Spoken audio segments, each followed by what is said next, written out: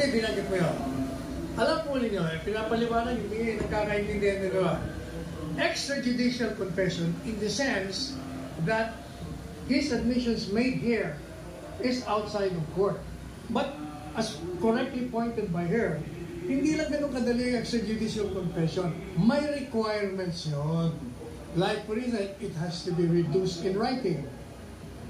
Kung hindi, walang problema yun. And even assuming na may written confession. O, ang tanong ko sa inyo, how the hell can you prove that Duterte killed this person? Hindi mo nga alam kung sino eh. Who will file the case?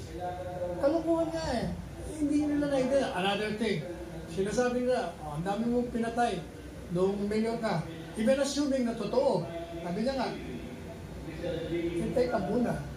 Ano ba prescription ng crime? 35 years ago,